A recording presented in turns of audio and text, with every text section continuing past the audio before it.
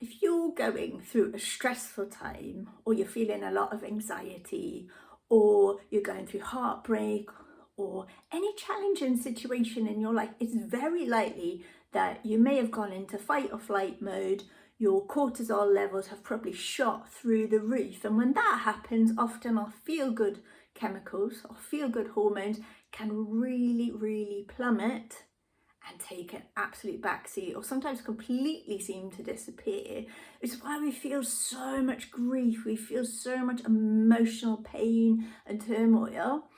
So in this video, I'm going to look at how you can bring your cortisol levels down naturally in a very healthy way, whilst bringing up all those feel-good chemicals and neurotransmitters. It's quite surprising how much power you have if you're just aware of a few simple things that you can do in your life today, now.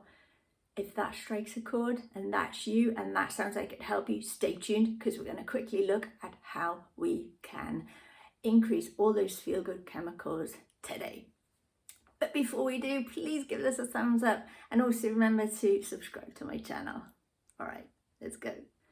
Endorphins. So endorphins are natural painkillers within the body that can involve emotional pain or physical pain, and they tend to be released naturally when we enjoy pleasurable activities. So exercising, getting outdoors, laughing, watching a funny video, meditation, and get a massage, because that'll stimulate your endorphins and all the other feel-good chemicals as well. Dopamine is the feel-good chemical that we can release within our body. It's the motivation feel-good chemical.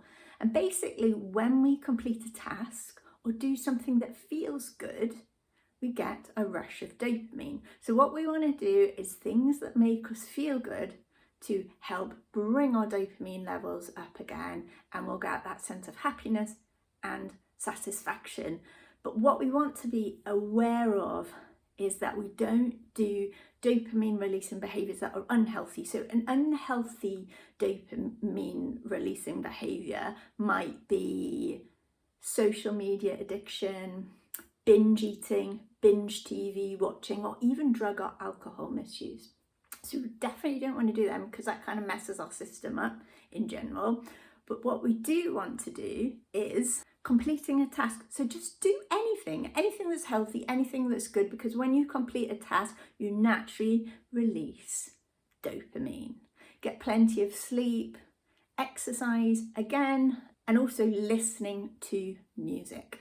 Serotonin is responsible for giving us a sense of happiness and peace and calm.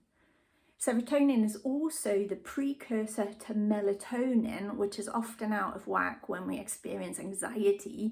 Melatonin helps and is responsible for regulating the sleep cycle, which is essential if you're going through stress. Some of the best ways to stimulate serotonin naturally are getting out in nature, enjoy the sun, eat a balanced, healthy diet, meditate, and also exercise. Oxytocin is a chemical in our body that is responsible for that sense of peace and contentment, and it's responsible for social connection, and it also helps us build up a resilience to stress and anxiety.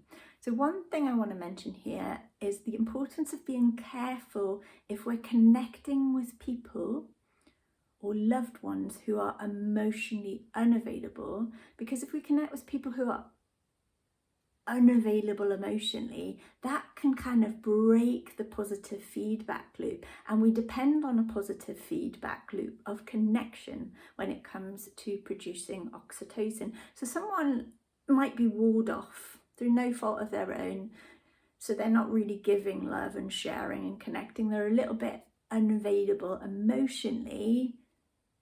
Watch out for that. That is actually gonna make our oxytocin levels plummet, and it kind of wreaks havoc with our system, and it can cause a hell of a lot of stress and anxiety. So we want to make sure that we are connecting with friends and family who are a bit more available emotionally. The ways that we can naturally stimulate oxytocin within our bodies are spending time with friends and family who are emotionally available or loving and kind, holding hands or hugging if that's an option for you, playing with animals, listening to music, singing, especially in a group or a choir, and also showing love and affection yourself.